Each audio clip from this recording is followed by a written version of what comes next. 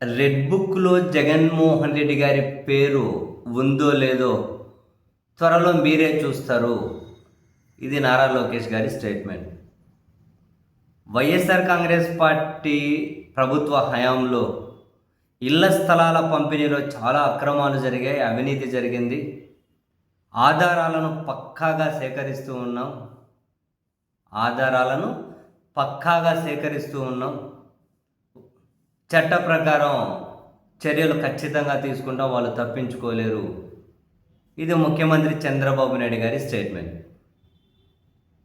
జగన్మోహన్ రెడ్డికి ఉచ్చుబిగుస్తూ ఉందా? ఇళ్ల స్థలాల పంపిణీ కేసులో ఊహించలేనన్ని అక్రమాలు జరిగాయా? జగన్ ఊచలు లెక్క పెట్టబోతూ ఉన్నారా? తెలుగుదేశం పార్టీ టీవీ ఛానళ్ళ కథనాలు. అయితే లిక్కర్ కేసు వచ్చినప్పుడు జగన్మోహన్ రెడ్డి ఇరుక్కోబోతూ ఉన్నారా? సేమ్ అప్పుడు అవే కథనాలు. వీళ్ళు ఏ కేసు పెట్టినా, ఇప్పటి వరకు పెట్టిన కేసులన్నీ ఏంటి? వైఎస్ఆర్ కాంగ్రెస్ పార్టీకి సంబంధించిన నాయకత్వాన్ని ఏదో కేసులు పెట్టి జైల్లో వేయాలి, సో దట్ వాళ్ళ నైతిక స్థైర్యాన్ని, శ్రేణుల నైతిక స్థైర్యాన్ని దెబ్బతీయాలి అన్నది వాళ్ళ ప్రయత్నం. కానీ అదేమన్నా రవ్వంత కూడా సఫలీకృతం కాకపోగా వాళ్ళ కసి మరింతగా పెరుగుతూ ఉంది. వాళ్ళ కసి మరింతగా పెరుగుతూ పోతుంది. సో ఇప్పుడు చంద్రబాబు నాయుడు గారి మాటలు కనుక చూస్తే, ఈ ఇళ్ల స్థలాల పంపిణీ కేసు కూడా రేపో మాపో బయటకు రాబోతుంది. బహుశా దాని మీద కూడా నామమాత్రంగా ఏమైనా కమిటీ వేసి, కమిటీ రిపోర్ట్ అని, దాని మీద చర్యలని, ఏదో వాళ్ళ ప్రొసీజర్ ఫాలో అయినట్లు కనిపిస్తుంటుంది కదా. అంతా కనుక స్క్రిప్ట్ లాగే కనిపిస్తుంటుంది. సో మరి ఆ కేసు కనుక బయటకు రాబోతుందా? నెక్స్ట్ ఎవరిని అరెస్ట్ చేయబోతూ ఉన్నారు? సో వరుస పెట్టి ఇదే పని. 2 ఏళ్ళు ప్రభుత్వం అయిపోయింది, ఇంకా పక్కాగా ఆధారాలు తీసుకుంటున్నారట. ఆధారాలు పక్కాగా సేకరిస్తున్నారా? ఏ విధంగా ఫ్రేమ్ చేయొచ్చు, సెట్ చేస్తున్నారో తెలియదు. మరి దీంట్లో ఎవరినో టార్గెట్ చేయబోతూ ఉన్నారు. నెక్స్ట్ ఇంకా మరికొద్ది రోజులు అది స్టార్ట్ అవ్వబోతూ ఉంది.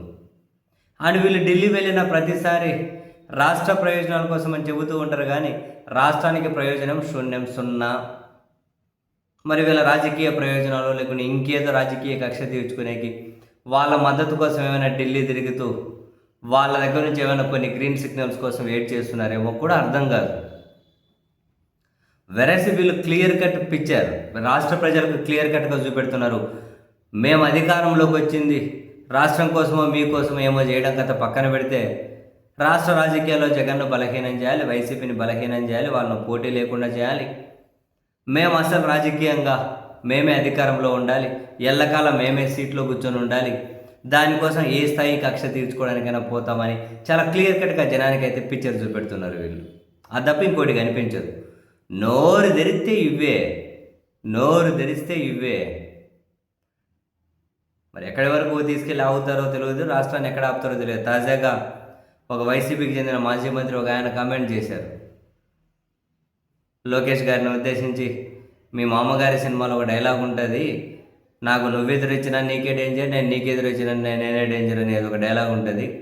నీ రెడ్ బుక్లో జగన్మోహన్ రెడ్డి గారి ఏమంటారు పేరున్నా, జగన్ గారి డిజిటల్ బుక్లో నీ పేరున్నా, ఏదైనా నీకే డేంజర్ లోకేష్ అని చెప్పి ఒక కమెంట్ చేసినట్టున్నారు. సో రాష్ట్ర రాజకీయాలు ఎంత ఇబ్బందికర పరిస్థితులకు వెళ్ళిపోతున్నాయో ఇవన్నీ కనుక సంకేతాలు. అంటే కక్షపూరిత రాజకీయాలేనా?